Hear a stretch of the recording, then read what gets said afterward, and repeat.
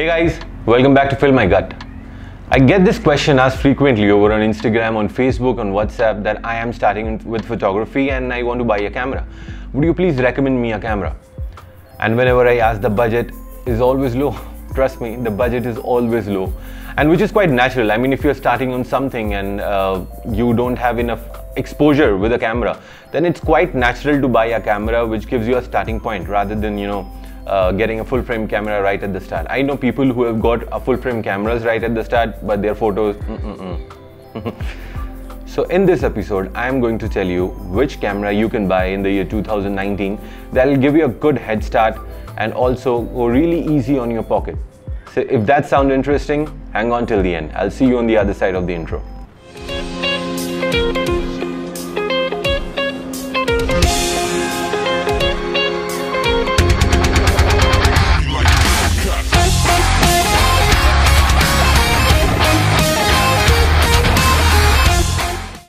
So this is the camera here, the Sony a6000, which I am recommending you to buy in 2019 if you are starting out and you really don't have much budget to start off. And here is why. Trust me, this is a powerhouse, and when I say powerhouse, believe me, it is. Well, the very basic thing that you want your camera to do if you're buying a new camera is to take sharp images. The Sony a6000 has got 24.2 megapixel on a crop sensor, which is pretty damn sharp, and it has excellent ability to take images on low light as well. So these images that you are seeing on the screen right now is taken with my Sony a6000, and as you can see, they are pretty sharp, and that's the first thing that you want your camera to do, take sharp pictures.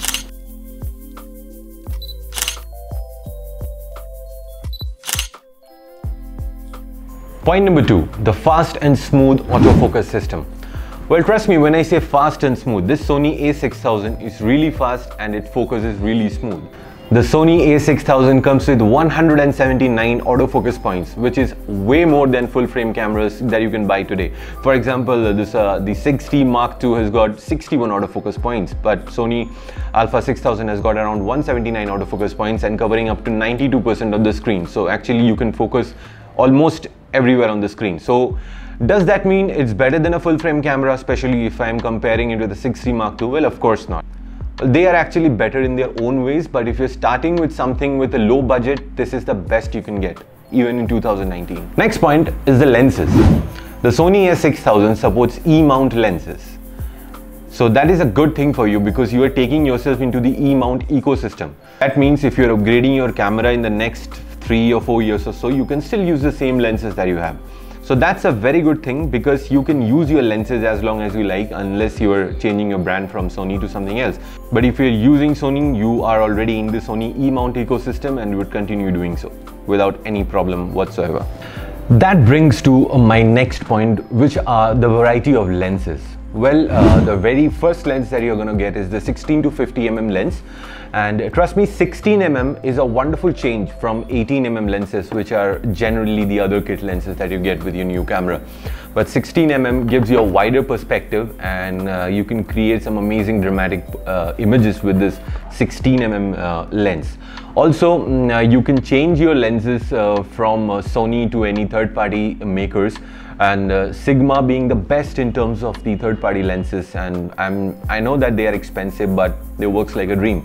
And if not Sigma, there are other manual lenses as well which you can use, and if you are already using Canon or Nikon lenses, then you can always use adapters like this to convert your Canon and Nikon into this E-mount lens. Next comes speed.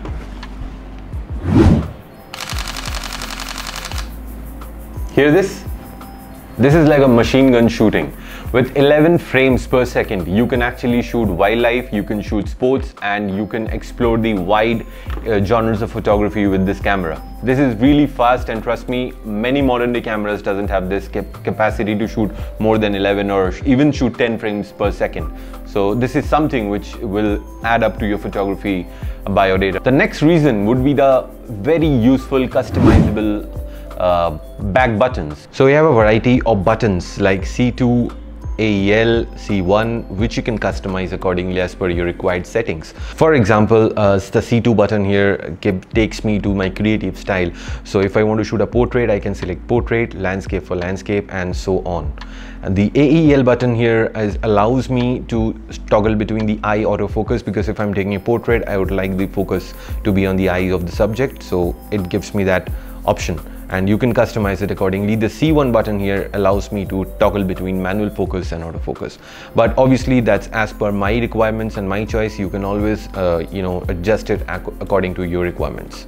The next point would be this beautiful EVF on this camera. The EVF, or the electronic viewfinder, lets you see the image and judge it even before you click it. You'd be able to see what will your image look like before even clicking it, and that will help you take more effective pictures. Avoid overcrowding your memory card, because in other cameras or other DSLR cameras with mirrors, you need to take pictures. If you're not satisfied with the setting, you need to change it again and then retake it. So that'll save up a lot of space on your memory card, and also a lot of shutter count as well. So this EVF is also a downside. So I'll be talking about only downsides that I can tell you. The battery life. The battery life in this camera is not awesome. It's good. You can still manage an entire day of shooting in around maybe 2 charges, but I would expect a little more on this battery life, but that is manageable. You can always buy an extra pair of batteries, or you can charge them on the go if you want. So that's the only downside of this Sony a6000. The extra pair of batteries won't cost you much if you buy it from any third-party makers. The next point would be the overall size and the compactness of this camera.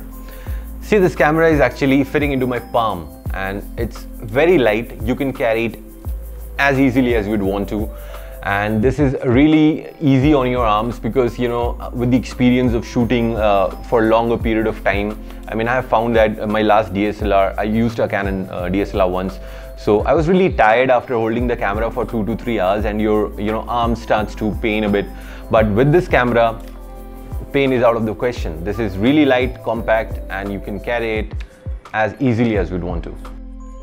And last but not the least, you are coming into mirrorless systems. Well, as I am sure that you are aware that mirrorless cameras are taking over the market, and there are many valid reasons to do so. I mean, DSLR is handy enough, but nowadays, maybe the next 5 or 6 years or so, I mean, I guess that's my assumption, that DSLRs will be entirely off from the market, and it will be replaced by the mirrorless system. The Sony Alpha 6000 gives you that option to get yourself into the mirrorless system and get you updated with the current market. So all the features, and the features are really high-end. Trust me when I say high-end, it's actually high-end. It's a pretty old camera. It was released in the year 2014, but even in 2019, it's one of the best that you can buy on a budget. It'll cost you less than 40,000 rupees if you're buying it on Amazon, and it can cost you even less if you're buying it from your local camera market. So trust me, if you're in doubts and want to know which camera to buy, this is your answer to it, and this won't let you down. The Sony a6000.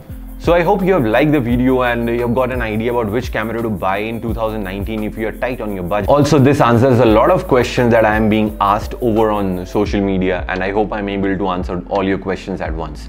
If you have any more further questions, you can always ask me on the comment box below, or DM me on Instagram. The link of the Instagram is given in the description box below. And if you're new to this channel, please do subscribe and press the bell icon. I'll be back again with another video, another tutorial, and till then, happy shooting.